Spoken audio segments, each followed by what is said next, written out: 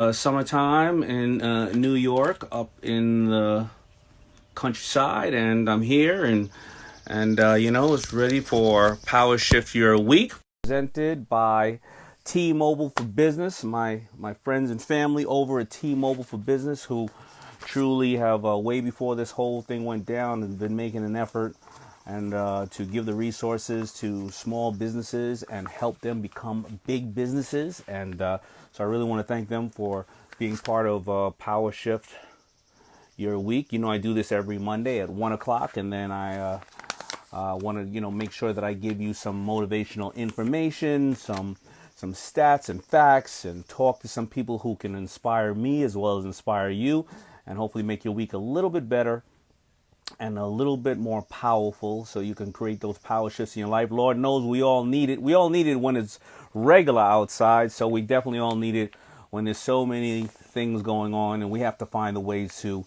see the opportunity in those things and use it to our best advantage so we can help ourselves and then help others. So, I try to cut this up in segments, and the first segment, because I would really want to keep up to pace with everybody, and the first segment is Did You Know? Now, check this out.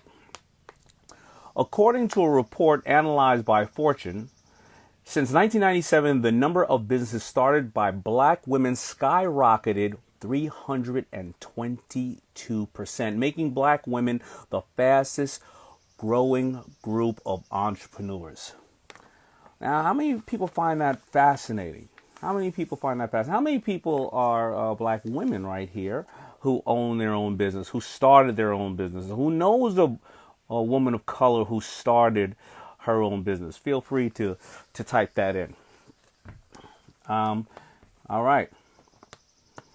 Got some good comments coming in. Great. Yes, me, ferb LLC, I think. All right. So why do I think that is amazing? And let's think about it, because I really, there's no secret. I call myself self-proclaimed mama's boy. Why? Because I had a very strong, and still have a very strong and knowledgeable and very smart African-American mother who raised me, who is always behind me and was the one to teach me to sew, to tell me, help me with my van business at first, and give me the knowledge. She never gave me the money until, because she didn't have any, until I came home that day with $300,000 in orders. And she said, well, if all the banks are going to turn you down, well, because you have that money, I'm going to risk our home. And she was absolutely amazing for that.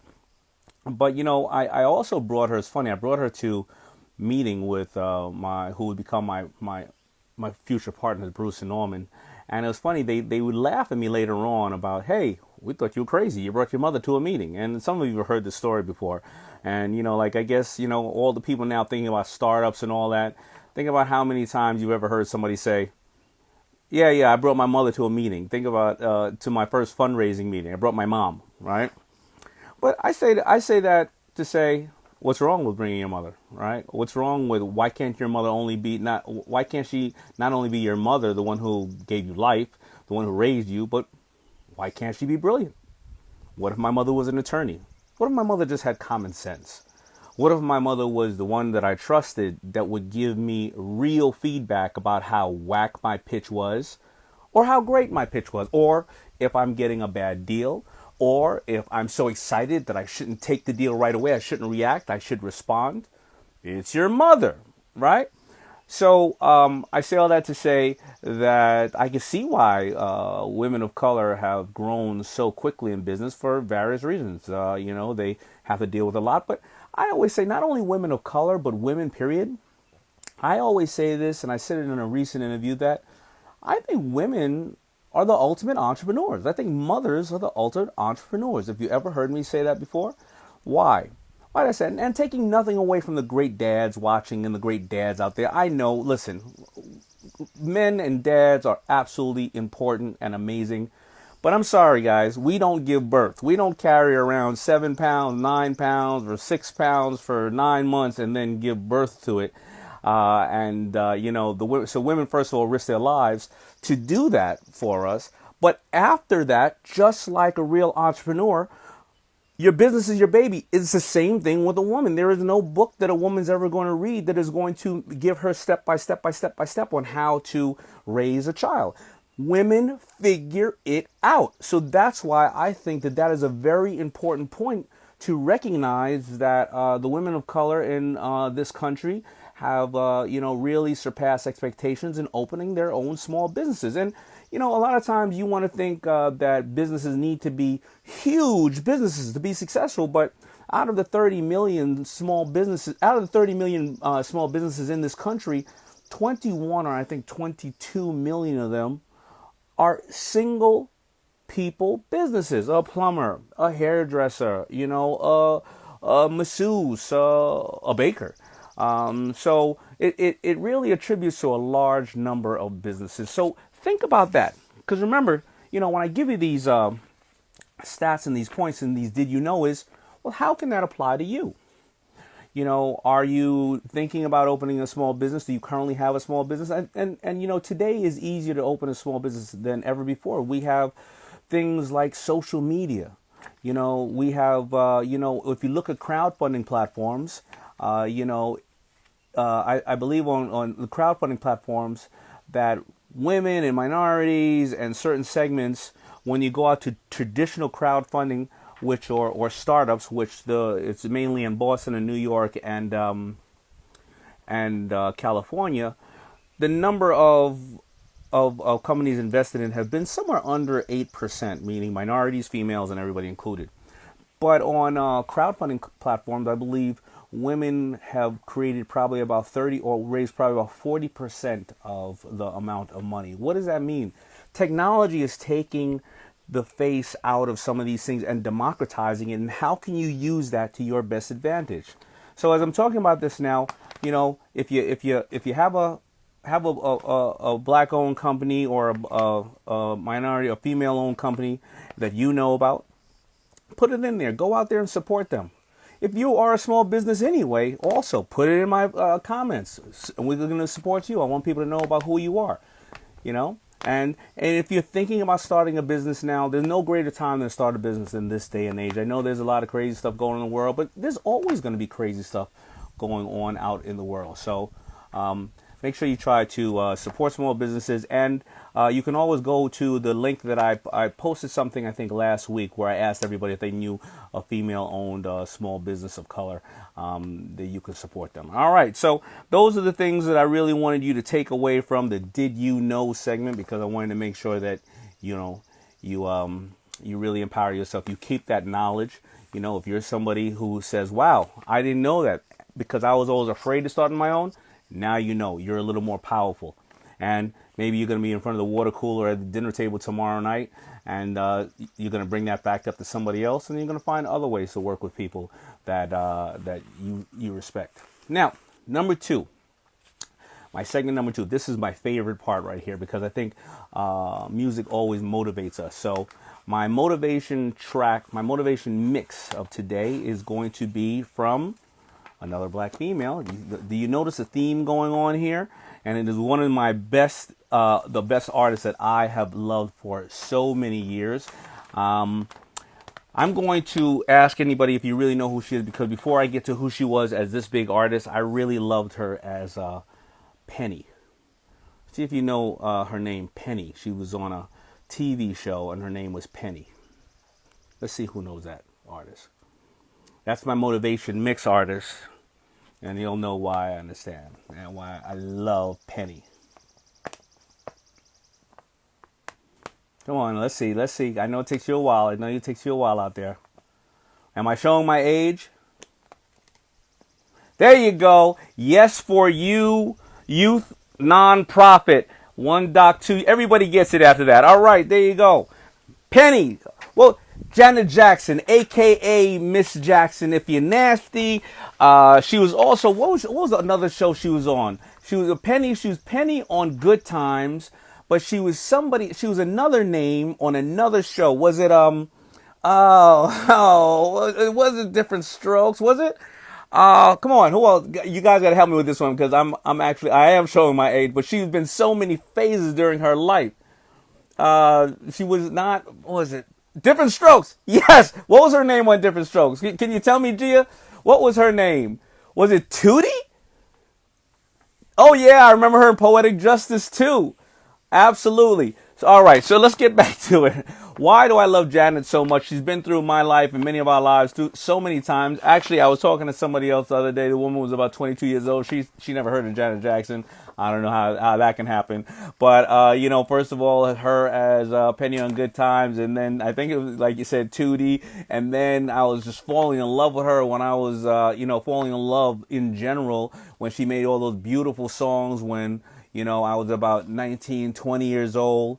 I remember the first time I ever rented a car, and I'll tell you why this is so inspirational to me, because I rented a car. I just got FUBU. I just started FUBU. It was 19, whenever the year That's the Way Love Goes came out.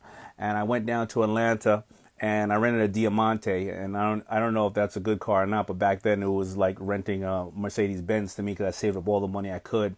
And it was the first time I walked outside with my FUBU shirts on, and people say, "Hey, what is that?" And I was like, "That's my brand called FUBU." And I remember driving down those winding roads, hearing the music, "That's the Way Love Goes."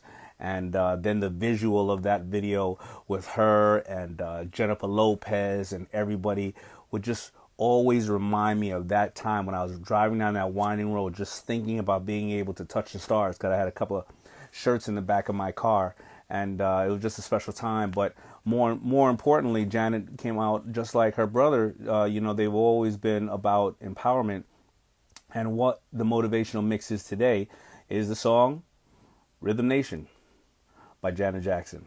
And why is this song so meaningful today? Well, I could just read you the lyrics, of course. It's with music by our side to break the color lines. Let's work together to improve our way of life. Join voices in protest to social injustice. A generation full of courage. That song couldn't mean any less or any more today than when it was made, because she saw it coming, that we all see it coming, and it's always going to be here.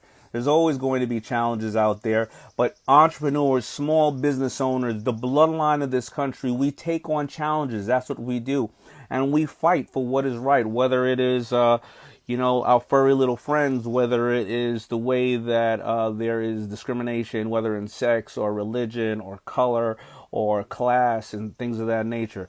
We just all figure it out, and that's what entrepreneurs do, and that's why I'm glad you're here with me right now. So if you want, please check out that song and the others on my Power Shift Your Week Motivation Mix playlist on Spotify.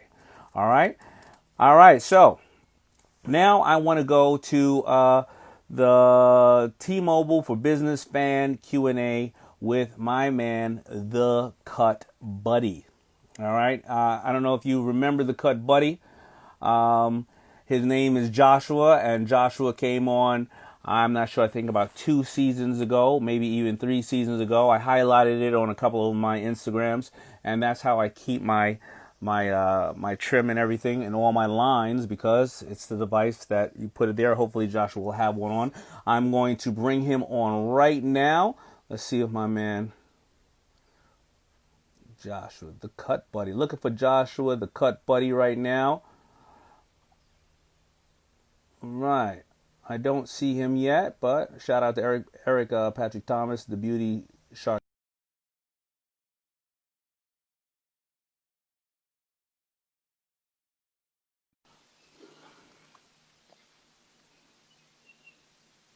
Waiting for Joshua, the Cut Buddy. I hope everybody's safe. I hope everybody's ready for the week.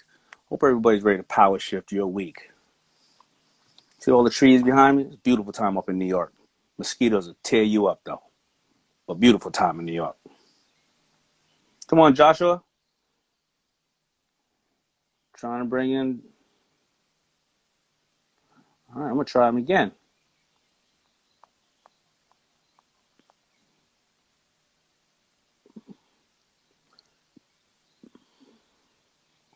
Let's try one more time. All right, if I don't get Joshua on, I'm going to bring somebody else on. So get your questions ready. Get your questions ready, and make sure the question, we all can learn from the question, inclusive of myself. Sometimes when I answer these questions, You know what? Let me see. Sometimes when I answer these questions, I learn myself actually because it makes the thought, it gives me that thought process. There we go. Cut button again.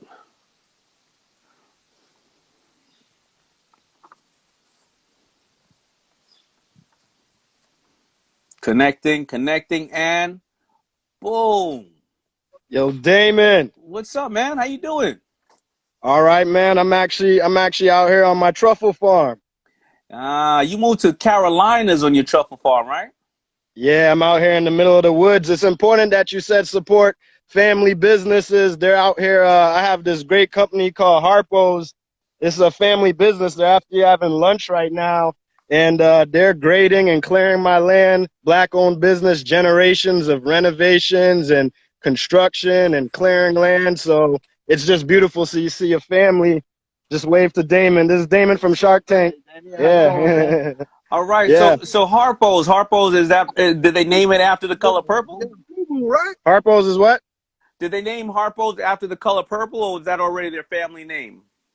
Well, our family name was Harper, and when we went to establish our business name, all the Harpers were taken. So, I was in the military, did 24 years, retired, and guys in the military call me Harpo, I guess short for Harper, and I just went with Harpo's. Well, first of all, thank you for your service. 24 years of giving this great country of ours, and risking everything. So thank you so much for your service. And then now you're getting together Thank you. with Joshua, you guys. So I don't want to confuse everybody right now. Let me explain the Yeah. story here. You come on, you come on the Shark Tank. You got the cut, buddy. You probably don't have one on you, right? Because I know I just hit you up and you were kind of out there working. No, so yeah, I came on a Shark Tank. It was an idea that I had when I was 13 years old. My dad was cutting my hair, and I was like, he was giving me the worst buzz cuts, and he didn't want me to go to the barber because he didn't want to spend the money. My dad's cheap. So I started saying, let me try and cut my own hair. And I'd try and cut my own hair, and I'd mess it up. My head would look like a cheetah, bald spots all over. So I realized from my creative mind that if I can cut up some shapes and some stencils and put it against my hair, I can help myself edge myself up perfectly and without any mistakes. So it saved me a lot of money and a lot of headache. And, I didn't really think I had an idea. And it wasn't until my wife really pushed me to actually file for a patent, and I protected my idea. And then it was history after that, Yeah, so you come on and you were selling a massive amount. I know there was a lot of bootlegging going. I think we tried to help you with the bootleggers, taking them off there. But then you went out, and I'm the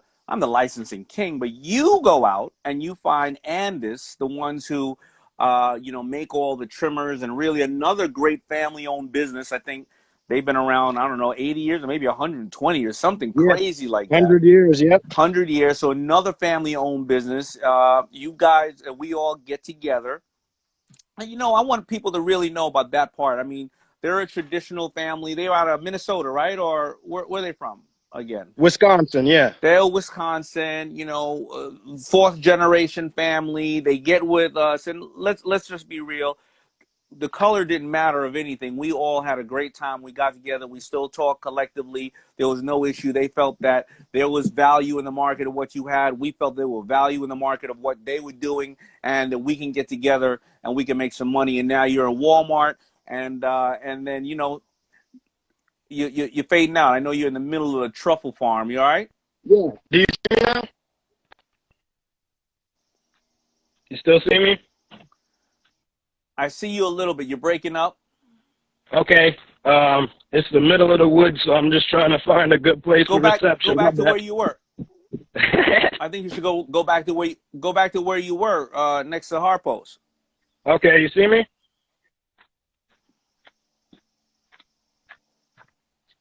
You're getting better. You're getting better.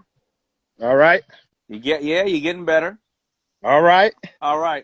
You're not totally there, but you're decent. But I'm just gonna finish that off. Somebody said you fell in the truffle. So all right, stay right there. Okay. All right, right there. And boom. Ah, there you go. So So after the business, and you still running the business and everything, you got licensing, but you still running it. You say to me, you go, "Look, man, I want to have a truffle farm." Yeah. A truffle farm. I mean, I've seen some stuff on it. Isn't that the thing that pigs look for, or dogs look for? The truffle. I mean, obviously, everybody loves. Well, I don't know what everybody Yeah, loves truffle, but it's a fungus that grows underground and only pigs and dogs could find it. So what I realized is, I read my books. I read The Power of Broke. I read Power Shift and things like that. I understood that you can find gaps in the market. So right now, most people can only get truffles in Italy and France, and they're using dogs and pigs, and most truffle hunters are 80 years old. So in the next 20 years, there will be no truffle hunters really. And many of the kids aren't taking over the businesses for, their parents and their grandparents. So I realized, North Carolina has the right, like weather and soil conditions. And basically that's why I said, let me take that chance. I have the age, and my dad was a microbiologist. I have some scientists, and I'm taking a chance. I have time, and I realized that the market, there's never any supply. It's always out. So there's going to be a lot of demand. all right. So how long does it take to grow a truffle? So it depends on the type of truffle. You're looking at 3 to 5 years for your first yield, but after that, it grows every year. So you basically have to make them grow on the roots of trees over 3 to 5 years. Sometimes it takes 10, sometimes it never happens. So some people lose all of their whole investment with something that they don't even know because they can't see because it's underground. Yeah, so I think that that's powerful to say, and I'm going to give you the good and the bad about that, about what you said. And the bad is never bad. It's just that sometimes people are not on the wavelengths of what you're doing, and there's so many people here watching right now who've been trying in a business for a while, and they just they haven't gotten into their groove, or nobody believed in them, or they wanted to start a business and nobody believed in them. But that's really fantastic how you really broke it down. You studied globally where they come from, the age of the current competitors, the shortage in the market, the advantage in the market, where you can do it right here. You said your dad was a microbiologist. Yeah, he was a plant pathologist and microbiologist. He taught at Cornell for many years and stuff. You And he utilize has a background. Yeah, so you're utilizing your resources. You're taking inventory of your current resources, right?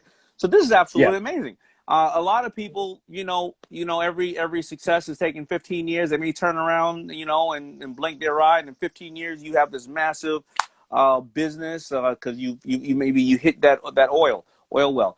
On the flip Yeah. side, when we were talking, and you never told me all of that, you were just like, yeah, Cup Buddy's doing great, man. We love everything going. I'm gonna go start a truffle farm. I was like, what did he just say?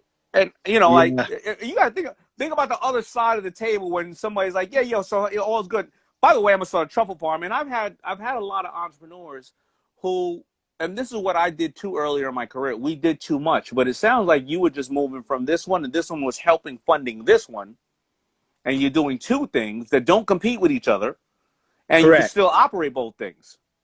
Correct. Yeah. So right now, with the licensing agreement that we got together with Andis, we're collecting checks every quarter. So that's basically money that is able to I could pocket and bank and just save to start another investment. I'm all about the money risk side. Like, I don't want to spend money and get debt and stuff like that. I rather use one avenue to fund another avenue safely. What would you say to entrepreneurs right now who are going through a tough time because maybe their business had been shut down for 3 months or slowed down for 3 months, or they were already, even though the business was going well, they said to themselves, man, I was doing this for 6 7 years. I thought I finally got to the point where I'm okay, and then all of a sudden, look what happens. I'm back to ground zero. What would you say, or what have you been talking to? I know you talk to a lot of other fellow entrepreneurs as well.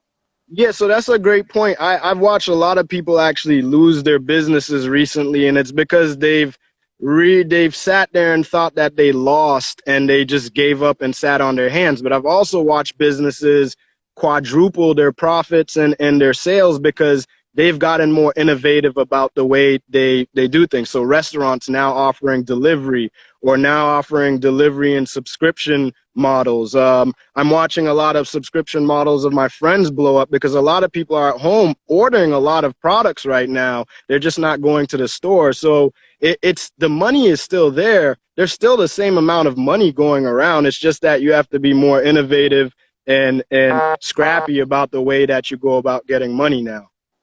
Yeah, exactly. And I think that I can elaborate on that. You know, people are still consuming. They're still eating 3 times a day, or maybe even now 9 times a day, right? They're still, Correct. you know, absorbing content. They're still wearing clothes or getting rid of clothes. You know, somebody else's junk is another person's treasure, right? They're still buying real estate or selling real estate. They're either downsizing because the market is challenging, or they are increasing because they are working at home and now they're rolling their office into their home, so they need a bigger one. So I think Correct. that you come up with a really, really valid point. Also, people out there looking to raise capital, you used to have to fly, you know, to 10 different cities in a month to meet with all your investors. You can meet them all on Zoom right now and just keep knocking them down, right? So I think that what you're Exactly. saying is critical. Yeah, exactly like you said. My brother actually is being recruited as a kicker for football on D1, and we never thought that this would happen. So it messed up a lot of his visits to colleges. But he's taking more visits and meetings now that he can do them on Zoom with coaches than he would have been able to flying all over the place. And my dad spending thousands of dollars. So it's just about, you know, just shifting the way you do certain things so that it works out, you know. No, I absolutely agree. I absolutely agree with you. So, all right. So right now, because I'm going to close it up, I want people to hopefully have learned a lot from you. Where is Cut Buddy right now? What do you see the vision for Cut Buddy going? You know, and where is it going right now?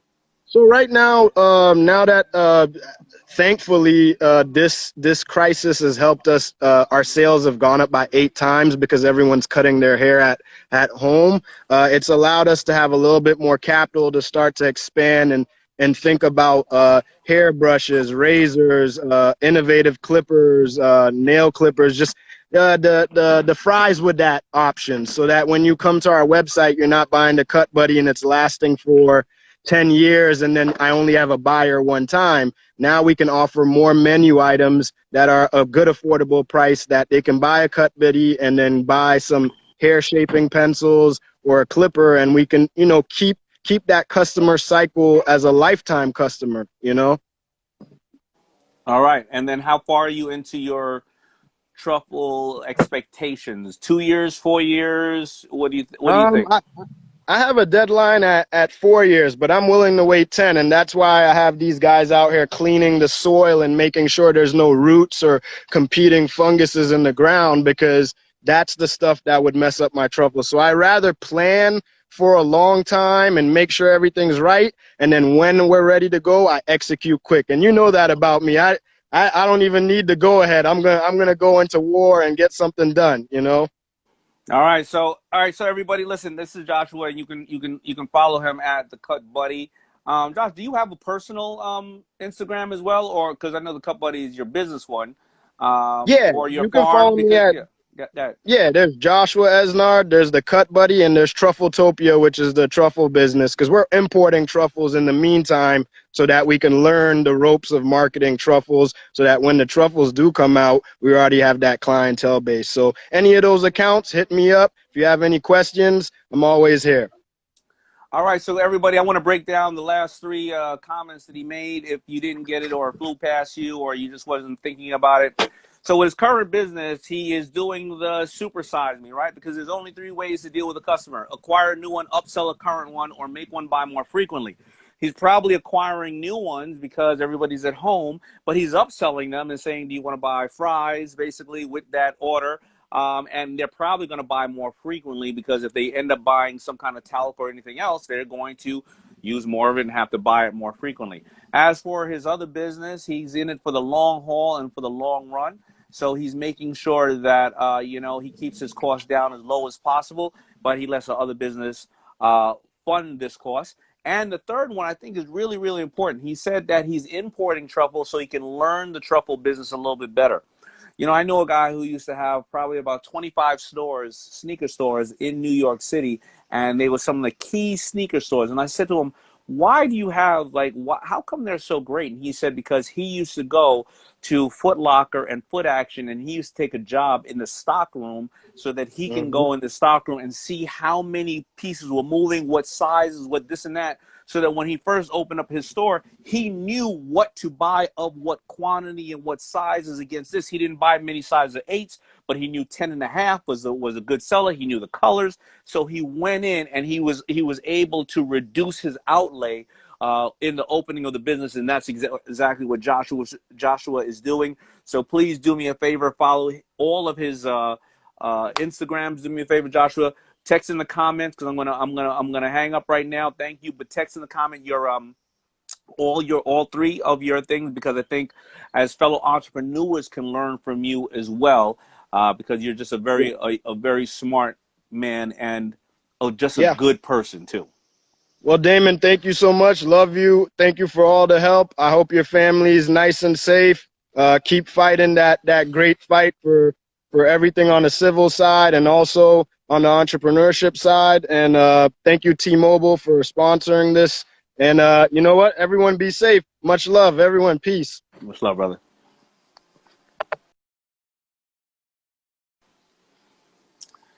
There you go, an absolutely amazing entrepreneur that many of you are just the same. You're gonna figure it out. And thank you so much for T-Mobile for presenting T-Mobile for business, because we learn from people like that, and I'm learning from him. I generally go back and look over these notes of what was said over that and say, how am I applying it to my own business? All right, so the last challenge of the week this is extremely important for everybody. This is going to be the challenge of the week is, with all this madness, do you realize that it is time for you to register to vote and use your voice to create the change that you want to see in this country? So go to vote.org today. Please don't let this wash over you. Like a lot of times people say go do things and you go, oh, it just sounds like a commercial. I'm not getting paid by vote.org. T-Mobile is not getting paid by vote.org. But if you want to see critical change in this country or in business, or you want to support what's going on in any form, you need to know who represents you. And also the census. The census is extremely, extremely important, because you can't get the tax money and the right teachers and the right things to fix the roads in your town or your city unless you fill out the census. And the census only comes around very few times. So you make sure you fill out the census, but make sure you go to your you go and vote. And why did I choose this channel? Because people had to protest to make it possible for somebody like me to be able to vote. Right? People had to make it possible for females to be able to vote.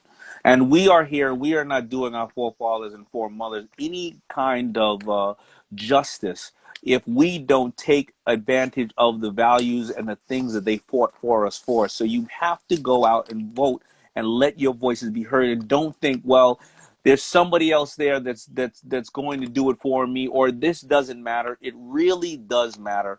And I want to make sure that all of you please go out there and vote and understand who represents you, who represents small businesses, who represents females, who represents people of color, who represents people of all genders and all religions, who represents what you believe in. I'm not here to tell you what you should or should not believe in, but please, the representatives out there that are on the ballots, or maybe if you don't know, go register to vote so you can find out who they are, because then you have no right to complain when things are not going the way that you like it if you didn't cast your vote.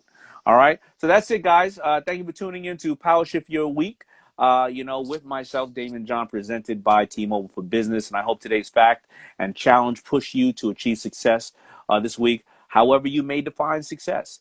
Use the hashtag Power Shift Your Week and tag me at thesharkdaymond to let me know your thoughts. I'm going to also, in my next Power Talk, I'm going to be bringing on Jasmine Starr and Kyron Gibson tomorrow for my Power Talks at 1 o'clock. Make sure you tune in and get some new insights. And you can also go to get some good resources at tmobile.com/business.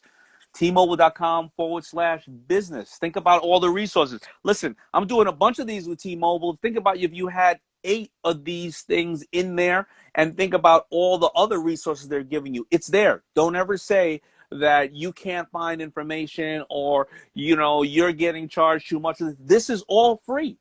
Right? This is free. We put this together so you can learn. So I really wish you all the best. Remember, you can also hit me at daymondjohn.com with some of your questions, your concerns, even some really great, cool ideas you may have on ways that we can work together, other businesses. Right now, please feel free to put in your business in there, because I have a lot of CEOs, a lot of CMOs, a lot of people, who are checking this out. So again, remember remember the first part, what I learned about the female women of color who have greatly increased their percentage of opening small businesses. And of course, I had to share with you my motivational mix and who I love to death, Penny, Janet Jackson, whatever her name is.